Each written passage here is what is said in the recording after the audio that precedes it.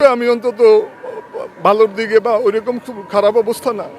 তখন ম্যাডাম সকাল 7টার সময় মির্জা ফখরুল ইসলাম আলমগীরকে আমাকে দেখতে পাঠাইছেন। আজকে ম্যাডাম নাই।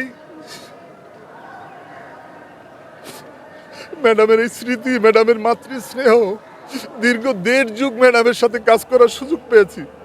ছাত্র রাজনীতি থেকে শুরু করে সর্বদলীয় ছাত্রকে আমি, নাসির উদ্দিন পিন্টু এবং আমার বন্ধু হাবিবুন নবী সোহেল, আমরা একত্রে হাসিনার বিরোধী আন্দোলনে 1996 সালের পরে আমরা 99 সালে আমরা সর্বদলীয় ছাত্র ঐক্য করেছিলাম।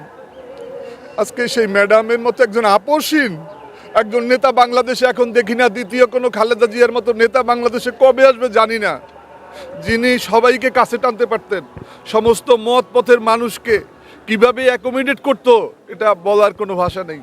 ম্যাডাম যেদিন জেলখানায় গেছেন সেদিনই আমরা যারা আমাদের সর্বশেষ ম্যাডামের সাথে আমাদের দেখা হয়েছিল 21শে নভেম্বর আমাদের সেই কী বলে সেনানিবাসে। সেদিন আমি ম্যাডামের যে অবস্থা দেখেছি, আমি একজন চিকিৎসা বিজ্ঞানের ছাত্র হিসেবে আমি সেদিনই আমার ওয়াইফের সাথে বলেছিলাম যে ম্যাডামকে বোধহয় আমরা আর পাবো না। ম্যাডামের যে অবস্থা, শরীরের অবস্থা, যেভাবে পানি জমে গিয়েছে, এবং ম্যাডামের আমি জানি যে লিভার সিরোসিস থেকে শুরু ম্যাডাম যেই সমস্ত সমস্যায় ছিলেন এই সমস্যাগুলো একটা প্রকট আকারে চলে আসছে। আমি দেখছি যে বেগম খালেদা জিয়ার শেষটা অসাধারণ এবং এর কারোর সাথে তুলনা করার মতো না। উপমহাদেশে অনেক নেতাই তো মৃত্যুবরণ করেছেন, আমরা বাংলাদেশে অনেক নেতাকে দেখেছি যে তার শেষটা ভালো হয়নি। শুরুটা যেমন ছিল কিন্তু শেষটা ভালো হয়নি। আপনারা দেখছেন যে 17 বছরের যে ফ্যাসিবাদী শেখ হাসিনা, তিনি বাংলাদেশ থেকে পালিয়ে গিয়েছেন।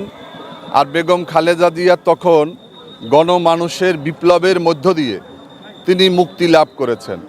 বেগম খালেদা জিয়া শুধুমাত্র বিএনপির নেত্রী নন, বেগম খালেদা জিয়া গণতন্ত্রকামী, দেশপ্রেমিক, সমস্ত রাজনৈতিক দলের নেত্রী, সমস্ত মত পথ মানুষের নেত্রী, এবং তিনি আমাদের এই বাংলাদেশি জাতীয়তাবাদের মধ্যে তিনি বেঁচে থাকবেন।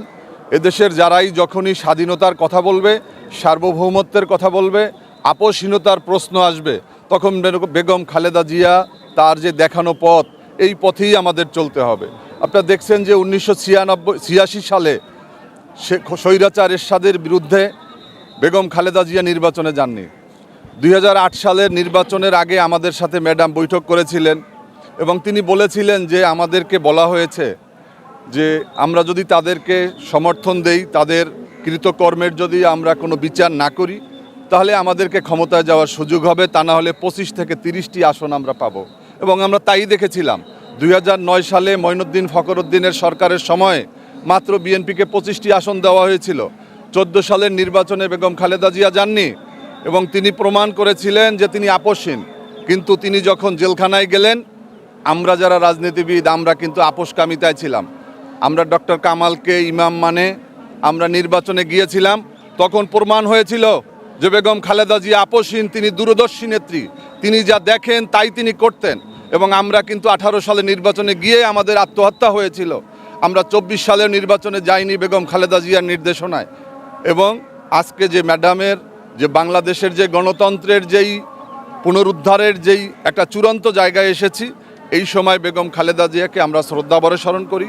এদেশের আমরা ভোট এবং ভাতের রাজনীতির জন্য বেগম খালেদা জিয়া সারা জীবন, সারা কাল, মহাকাল তিনি আমাদের মাঝে বেঁচে থাকবেন। আল্লাহ পাক ম্যাডামকে নিয়ে গেছে। আল্লাহ রাব্বুল আলামিনের কাছে শুধু এতটুকু যে আমার মায়েকে, আমাদের সবার মা, আমাদের দেশ মাতা বেগম খালেদা জিয়াকে আল্লাহ রাব্বুল আলামিন যেন জান্নাতুল ফেরদাউসের সর্বোচ্চ এবং সুমহান জায়গা দান করেন। আমিন।